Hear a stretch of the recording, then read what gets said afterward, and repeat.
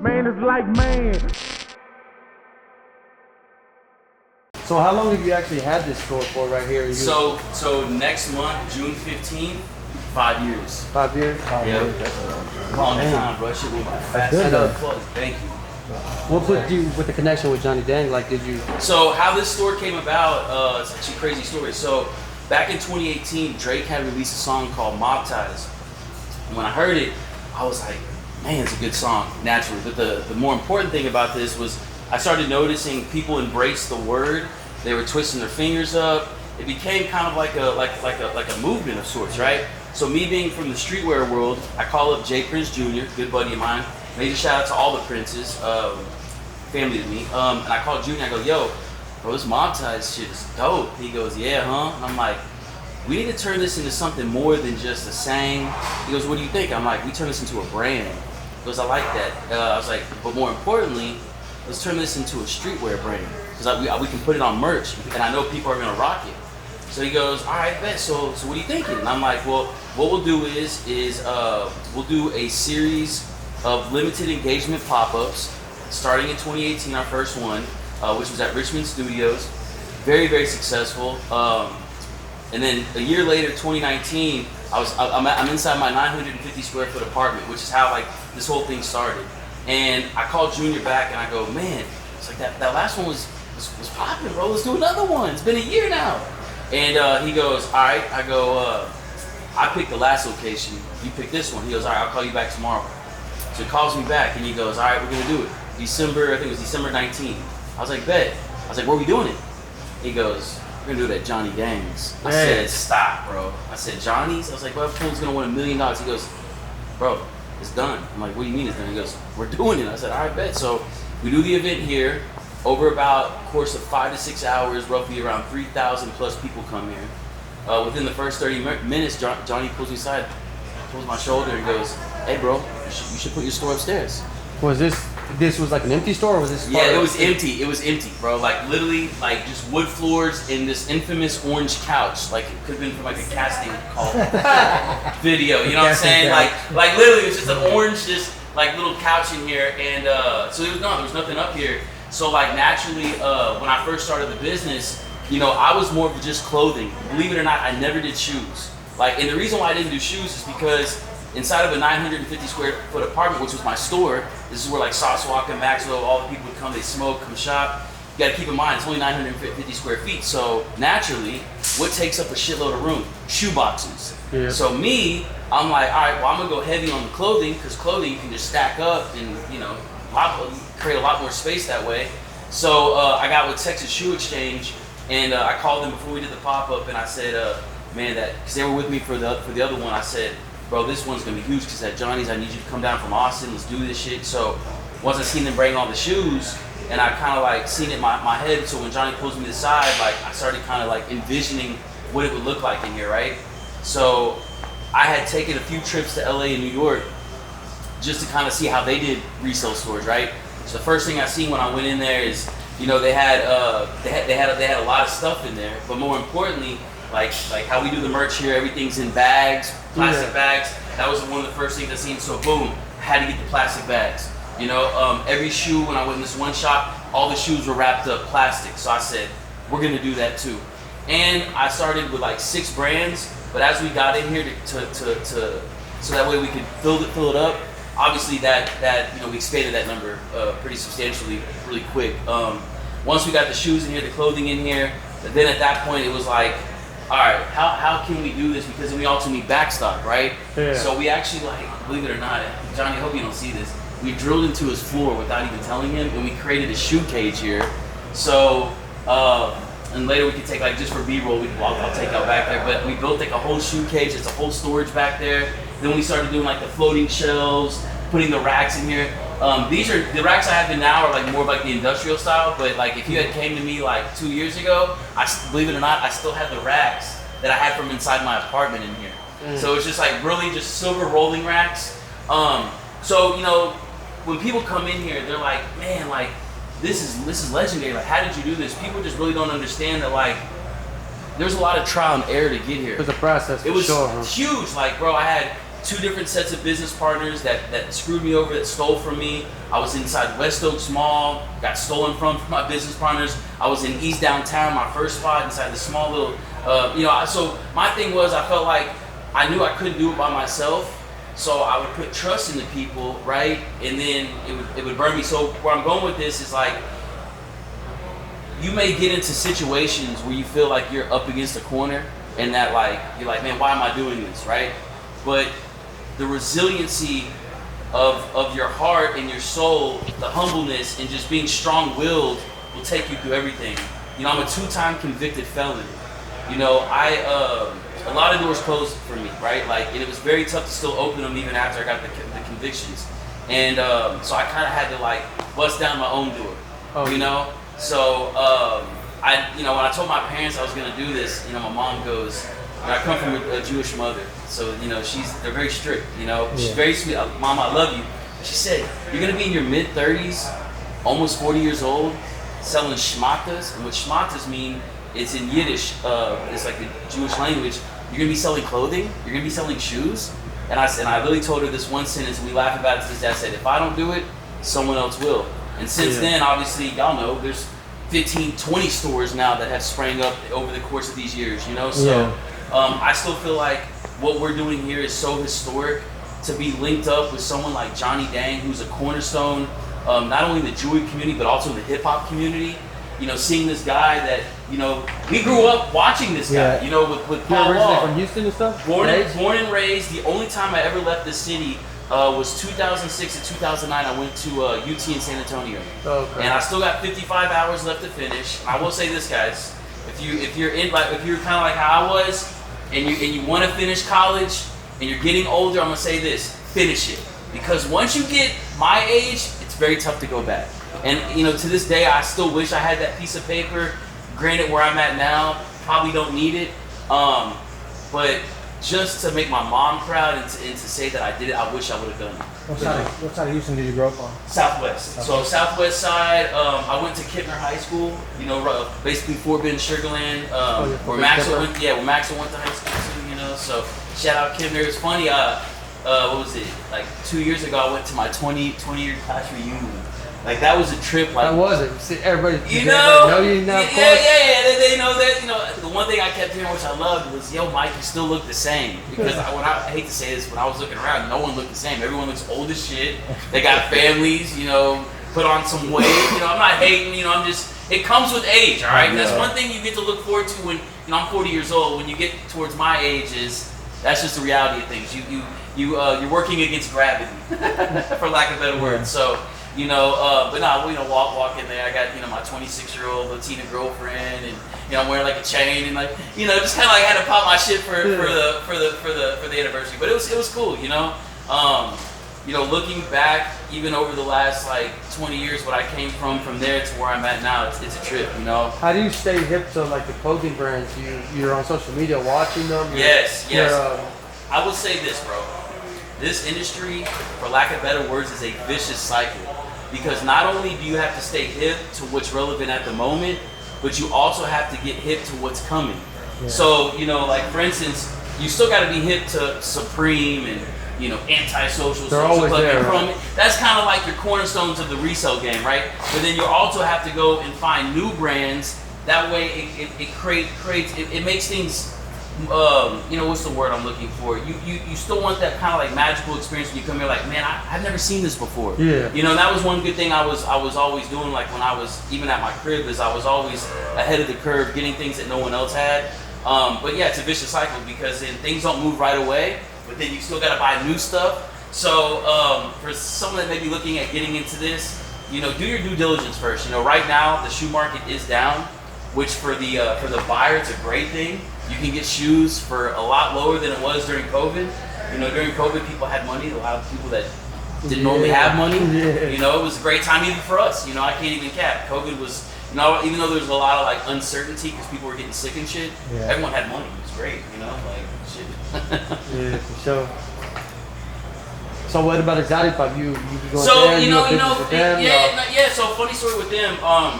Shout out to my brother Charleston. Trying to shut it I down. love, and that was really good. Shout out to my brother R&B Fomob too, man. Top Exotico. Yes. So Charleston, in 2016, he was starting this business, and that was the same time I started.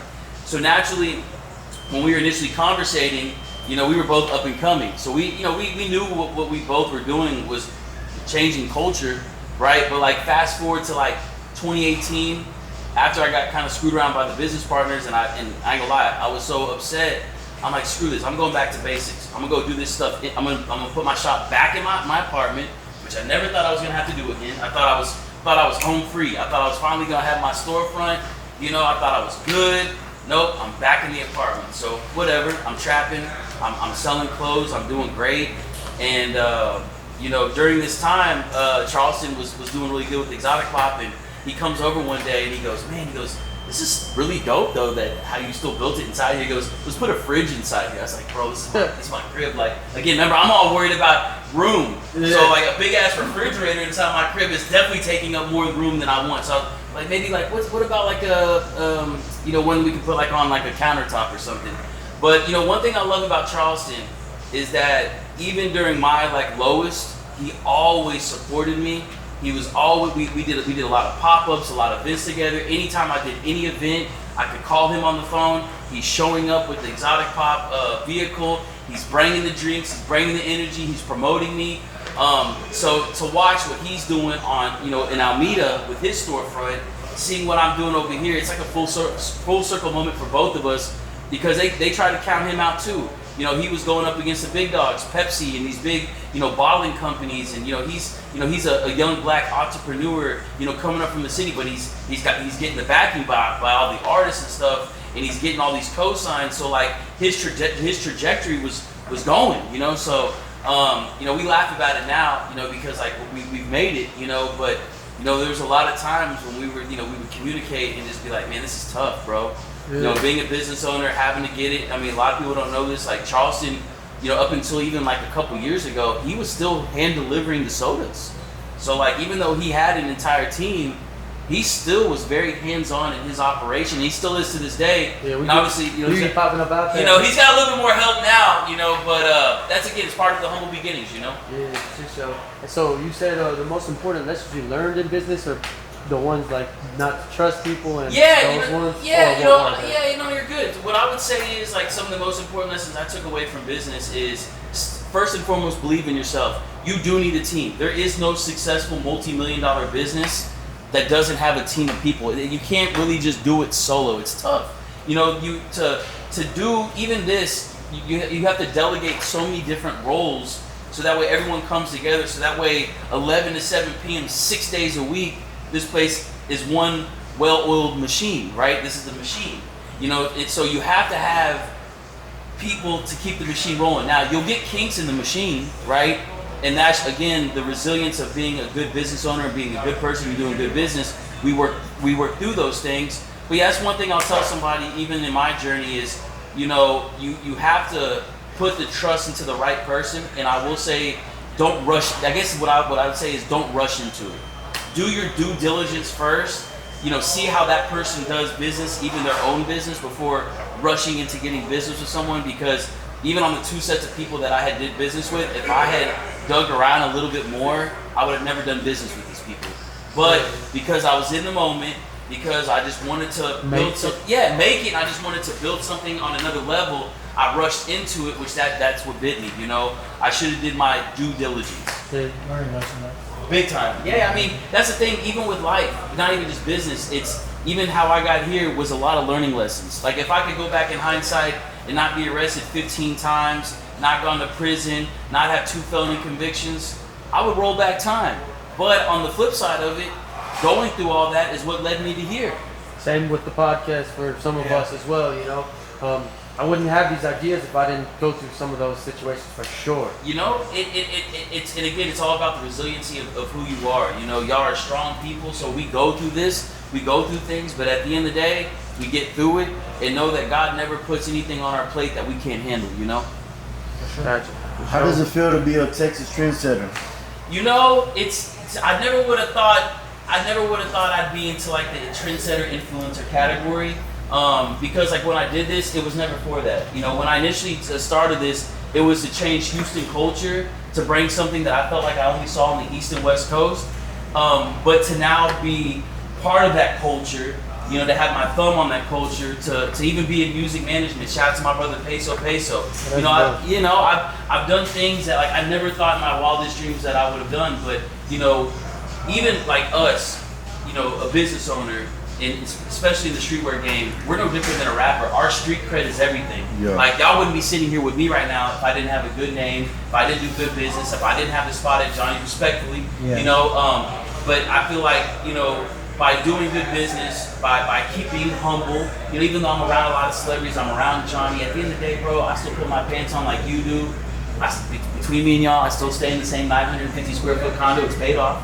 I still drive a 2015 Mustang, paid off. So I will say, you know, don't live outside your means. And to go with what you said, I love being part of this culture. I love doing things that uplift culture. I feel like just like how y'all are doing this interview, I like doing content. I feel like content speaks to the masses. You know, even if they're not able to come here, they can be in Oregon, they could be in Florida, wherever, they can still get the experience through what we do in front of the camera, you know? So I love it. I love giving back to the culture, you know.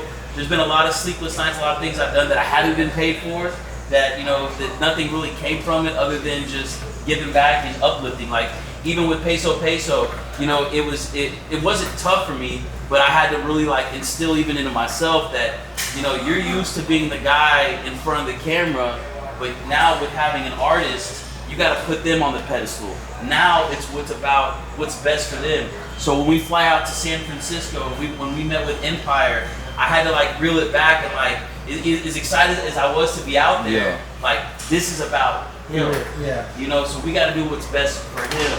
And I feel like that mindset is what has allowed me to really, you know, to progress through this and build a lot of the relationships that I have. And I'm able to do a lot of business out here and keep a good name, you know? So I really appreciate that. You call me a trendsetter, like rewind 7-8 years ago, never would have thought that. I was just a guy selling cars. They sell cars right now. Yeah, selling cars was fun though. I'm not gonna lie. Like, don't get it twisted. It's an absolute career field. Made a lot of good money. I actually sold motorcycles too. Shout out to Team Mancuso. They changed my life. 2012. You know, they were really the first. You know, that was like the first high-level job I ever got. You know, so I kind of got, as you know, once you get the taste of blood, you know, that's kind of why I never went back to college. Because then once I got into like high-level sales, you know how it goes. Yeah. So company you work for cars? Yeah. So the dealership that I worked for, well, I worked for a couple of them. Shout out to Expo Motor Cars, they're no longer here, but Nap Chevrolet. Yep, and Nap Chevy is one of the, I think, is the oldest Chevy dealership in Texas. Yeah. And I enjoyed working there. Shout out to Bobby Knapp and the whole Knapp family. They took a chance on me, and it was a lot of fun. I was there for like almost 2 years. You're a high volume guy, or? I would do no less than 25 to 30 units a month. Yeah, I sell about 35, 40 a month. So yeah, I know you got the good paychecks. Yeah. You got the good paychecks, my brother. I already know. Yes. Call me to put you in the car. Yes. I'm actually a customer. Oh yeah? Is that how y'all my met? car.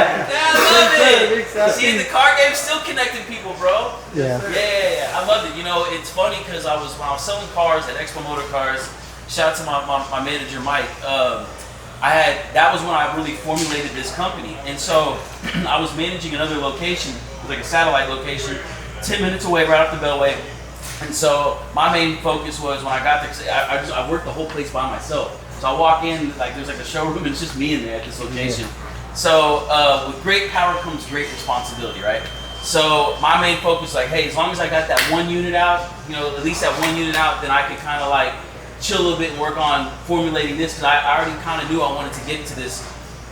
So I was like, you know what? I had a credit card. Don't recommend credit card debt, but in this instance, you know, I took a chance, and I go on Supreme, I go on Bape, go on Antisocial Social Club, and I buy some things on a credit card. I start posting it. The next thing I know, I'm having people come up to the car dealership to pick up shit, right? And so I go to the other location that Mike works at. That's the big location for Expo. And I had a customer meet me there for some merch. It happened a few times. So then one day Mike comes out and he goes, He goes, man, you been selling clothes?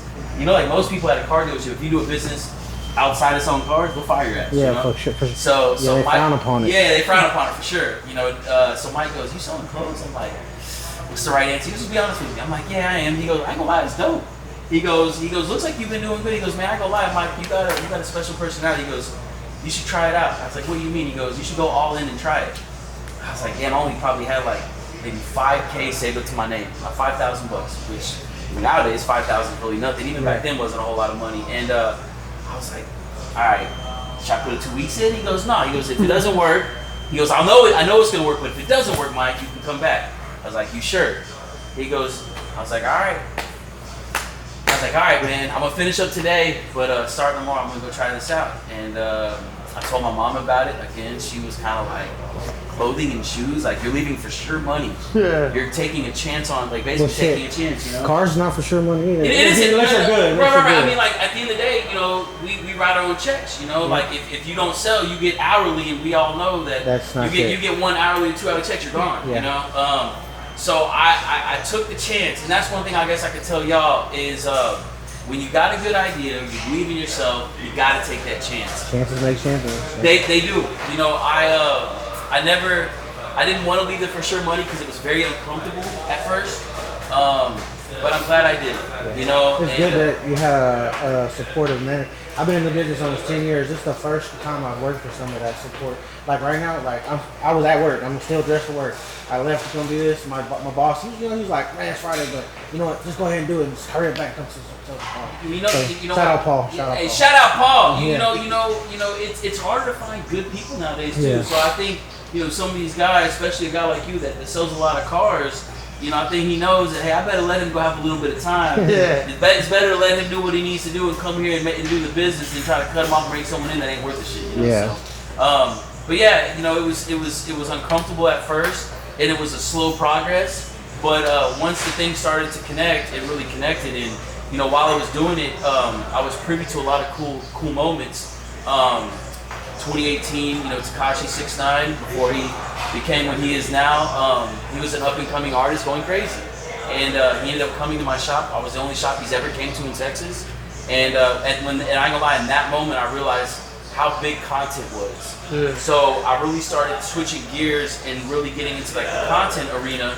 But like, I didn't really have a formulation yet. You know, my thing when I was doing content was like, let's say Sauce came through, was just have Sauce like sit down or stand next to me with the bag. Like I'm with my boy Mike at the closet, make sure you yeah. But now like when we do content's a lot different. Like when Big X the Plug comes by, instead of doing some boring video with him holding bags, because people know he's got money.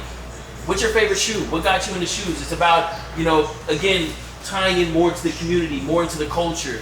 You know, so I feel like that's another thing that's helped us kind of go to that next level is you know, again, keeping that finger to the pulse in the community and giving people what they want, you know. Who do you think are some trendsetters in the drip world? Like you could say Sauce for sure. Oh, like, so artist wise? Yeah, artist wise. Yeah. I mean, you gotta be keeping something. No, for sure. So obviously my brother Walk, you know, Walk has been the first on a lot of different things. Changed a lot in Houston. Yeah, for sure. I ain't gonna lie, shout out to my brother, that Mexican OT. I mean, for a guy that's able to wear a cowboy hat, no shirt, Birkenstocks, but he can kill everybody on a flow, gotta give the man his props. I think shout out OT. I also like Don Tolliver. Shout out to my brother Don. You know, when Don came to me initially in 2018, I still got on video. He was buying a pair of Travis Scotts from me, and 2 months later he signs to Travis Scott. You know, and then watching even him evolve into what he's been. I mean, now he's doing arenas, and I love the way he dresses too. He's got like a really good swag. Thank you, boss. Sorry about that. He works hard though. Yeah. You know, I'll be honest. Thank you. And so I like Don's drip. Does it have to just be Houston only? Nah. East Coast to West Coast. East Coast to West Coast. I ain't gonna lie, I like Playboy Cardi's drip. Even back in the day too, like people like. Oh yeah, we're gonna go back in the day. Like Biggie wearing this. Yeah. You know what's crazy? Like Biggie's still one of the first people to ever wear Bape.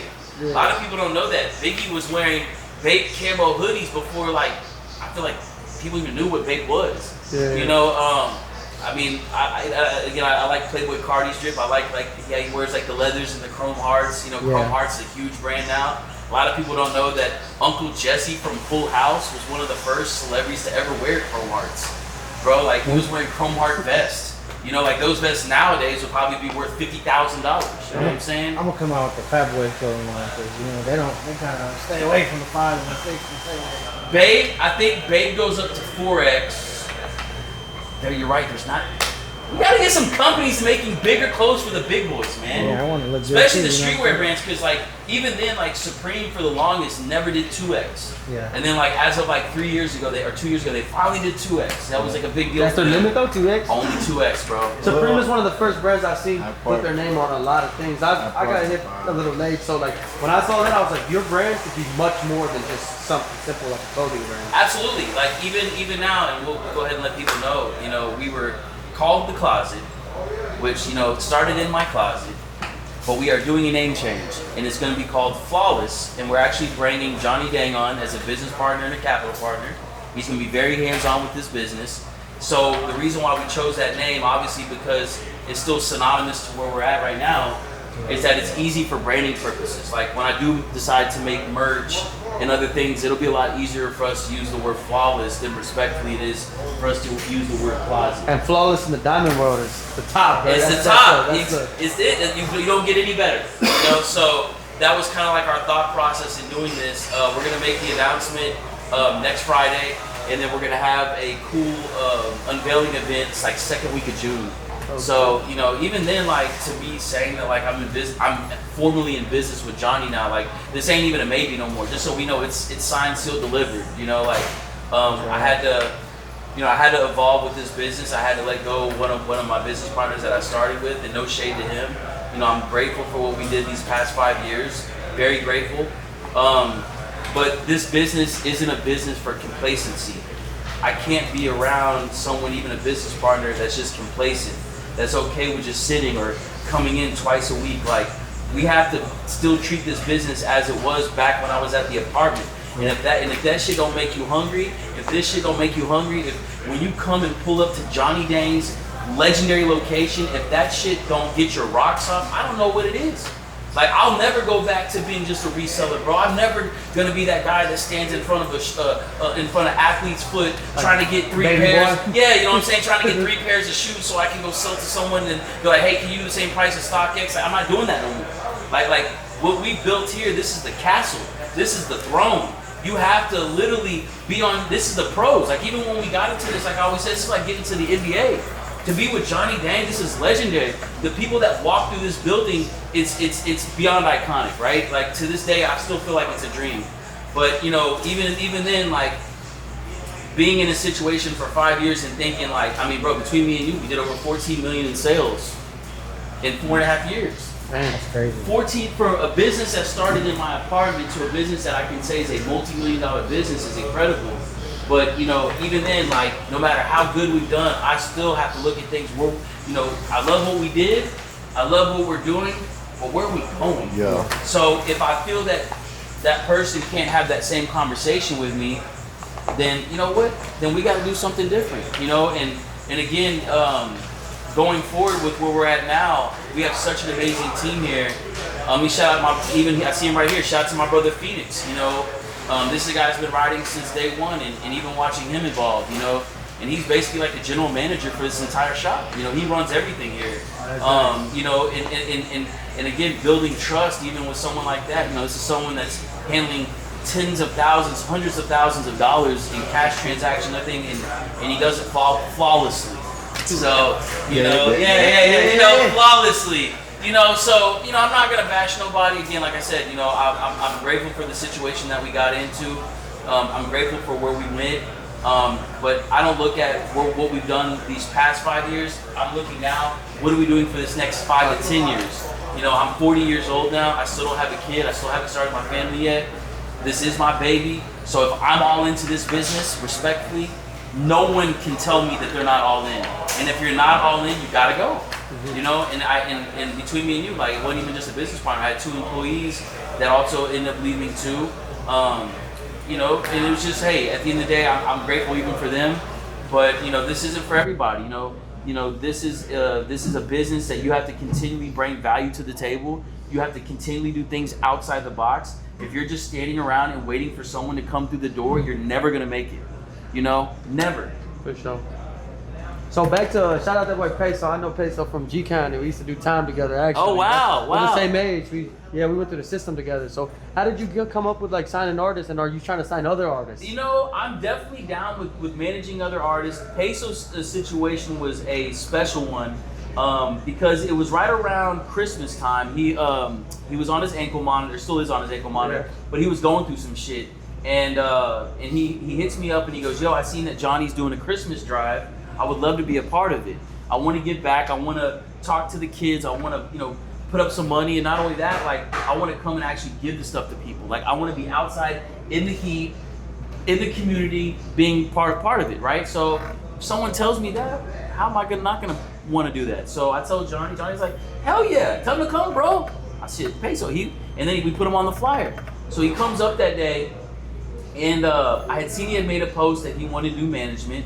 And I was in my mind, I was like, I've never been into music management, but I was always connecting dots, right? And I've always kept amazing relationships. I know how to talk. I've done business at the highest level. So I'm like, not saying that the music industry is easy, because by no means is it easy. It's hard as shit. But I'm like, I think I can do this. So Peso comes in, and I start asking him about his situation, because he was working on something with Empire, and he was like, yeah, like we're pretty much there. It's just I don't know what's up right now. And I'm like, hell no, like you got a catalog, you're fucking Peso. We're gonna figure this out. You know what, bro? Let me come on board. He goes, you wanna be my manager? I was like, I wanna do it. He goes, and then my I ain't gonna lie, it was crazy shit. My videographer was standing like right next to us, filming a little bit of content. So like, just naturally, I still got the video. We spin around. He puts his arm around me and he goes, Mike's my manager.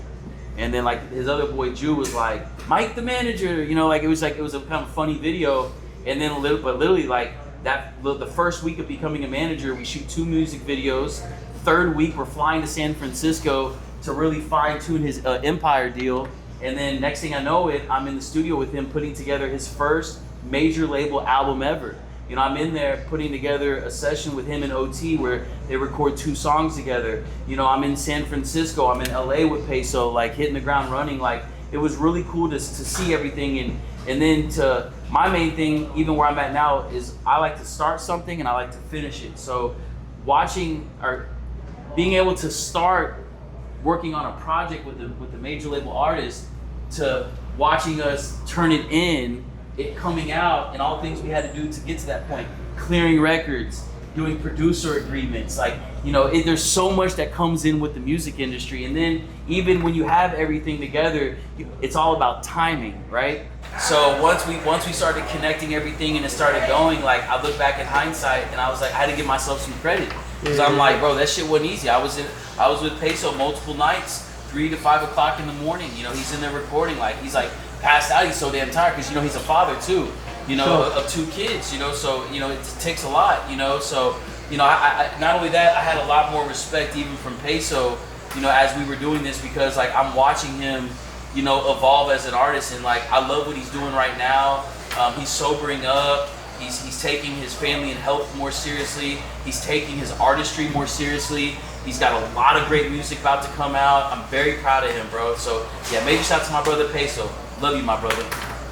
What's up with these dolls? Everybody going crazy. I saw people going to Baybrook. They were going through the grass. You saw those videos? Wasn't that crazy? Yeah, motherfuckers. Bro, so the Fast and the Furious movies. The thing with these is crazy, because so in 2015, it was a Japanese artist that came out with this. It actually was a comic book, and it was called The Monsters. So it was like a bunch of different little characters, but out of all the characters, one stood out.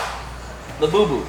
So fast forward to some years later, he decides to make a figure, and he links up with an up-and-coming company called Pop Mart. Pop Mart is also a Japanese store that carried a lot of collectibles. So he starts carrying his collectibles in Pop Mart. They start selling out very fast. It gets even on my radar, and I'm like, if you would have told me 5 years ago, yo, Mike, instead of clothing, shoes, y'all gonna be ringing the bell every day with these little things, I'd be like, Labubu? No. Like, we ain't doing that shit. I do bear bricks, I do cars, I do clothing, I do shoes. I don't know what this is, but because you gotta adapt, right? You gotta keep your finger on the pulse. This caught my attention, so I started to do a little bit more history on this, and not only do all the drops sell out, but just in the first quarter of this year, They've already done $1.3 billion in revenue. Yeah. So now we're talking about a $1 billion brand. This isn't just a $1 million idea. This is a $1 billion brand that's certified. It's on StockX. The resale on it is crazy. I think it's cute, personally. You know, I mean, like, he's begging for one. You know, his brother just bought the pad. You know, how can you go wrong with these? You know, it's something new. You know, but it's funny because even like the kids now, they know the difference between like fake and real ones. Yeah. So I'll hear like little 5 and 6 year olds like they'll walk up to someone and think, "That's a lafufu." That's like the terminology they use, lafufu. Yeah. But no, I think it's cool. I love watching just the culture. Not even just shoes and clothing, but just this is culture, right? Mm-hmm. I love watching the culture evolve. You know, not just music, but also fashion and accessories and clothing. Because what was hot last week may not be hot next week. You know, when during COVID, if you had Jordan 1s, shit, that was the hottest thing since sliced bread. Man. Nowadays, I can't give away any Jordan 1s. Everybody wants the Jordan 4s or the Dunks. You know, things are always evolving. So this is just something new. It was funny because I asked when OT came in, so like one piece of content I did when these came out was I was like, how can I do this to incorporate the community? So I said, all right, when I get these celebrities coming through, especially a lot of these stiff-ass rappers, I'm going to have them unbox a Labubu and I'm going to get their reaction on video, right? It's just something cool. So the first one I did was OT. So OT's opening, I get his reaction, and then I'm like, bro, you think this is gonna be like the next Beanie Baby? He was like, hell no. And I was like, he goes, Beanie Baby's better than Labubu. I said, you think Beanie Baby's better than Labubu? He goes, hell yeah. So let us know in the comments. Yeah. You rocking with Beanie Baby or Labubu? That's what I've been hearing. Old Gen or New Gen? Yeah, old Gen or New Gen. Because that's what a lot of people are saying. Like, because you know, when Beanie Babies came out, they took the world by storm. And then, of course, when they did the McDonald's collab, that solidified them into culture, in pop culture for forever, you know? Like, I still got some of those at the crib. But yeah, I think it's cool. I think it's cute, you know? I think it's important for the culture to adapt and to bring new things, to bring new life into it. You know, it's just, because you don't want to be stagnant either. You know, like, seeing brands like Chrome Hearts and Hellstar and Supreme and Cause and Bearbrick, yeah, they're always doing their things, and I love those brands, but I like it when something brand new comes out. Something we haven't really had time to digest yet, and something that still feels new. So I still get the new feeling from it. Yeah, I think it's dope. You know, I think it's dope. Well, I just want to say appreciate y'all for having Mouthpiece. Absolutely, man. At Flawless. Yes, at Flawless, and this is the first podcast we've done up here. I haven't even done my own podcast with the new store yet. So and I want to give you y'all's flowers too. You know, I love how y'all hit me up. I love what y'all are doing. You know, obviously you got an OG, a legend behind the camera. You know, you got a great team in front of the camera. I love what y'all are doing for culture. I had a chance to see some of y'all's videos when they came across, even when Exotic Pop would also repost y'all. The only word I can use for y'all is just stay consistent. That's it. Mm-hmm. Consistency. You know, y'all have a great idea, a great team. Those two things alone is some of the hardest things to put together. Is having a great idea and then having the team to go with it.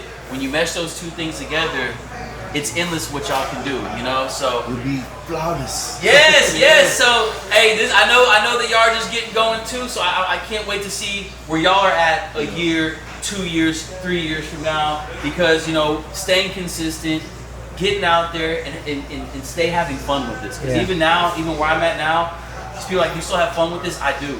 Because when you start losing that luster for things, you have to kind of like question yourself, like, am I doing this for the right reasons, or should I be doing something else? And I've yet to ever feel like this. So I hope y'all stay the same way. Yeah. Have fun with this. It's amazing. And y'all are doing something that's for the culture, that represents the culture, and y'all are doing it from a city that to me is one of the best representations of culture. Yep. So I think it's awesome, man. I really appreciate it, man. It means a lot to have y'all here right now. I appreciate you coming on. Shout out my boy DJ Taco too. He used to be selling a lot of stuff too. He's one of the people I saw over there really like doing the shoes. I was hip on him. I was like, damn, bro, PS5 came around, he Yeah. found that. Taco was on that, and I ain't gonna lie, shout out to Taco because he's done a lot of stuff for me too, and Peso. Oh, yeah. For a Peso song, so when that big storm hit recently, it was like a year or so ago. Everyone lost power and shit. We could have canceled Peso's show at House of Blues. We decided to do a free show for the community, and last second we needed a DJ. Taco showed up, and he always shows up. Shout out to my brother DJ Taco, man. Sir. What's up, guys? Your boy Mike Mills, Southeast with Mouthpiece at the world famous Flawless. Make sure you like, comment, and subscribe. Let's get it, y'all.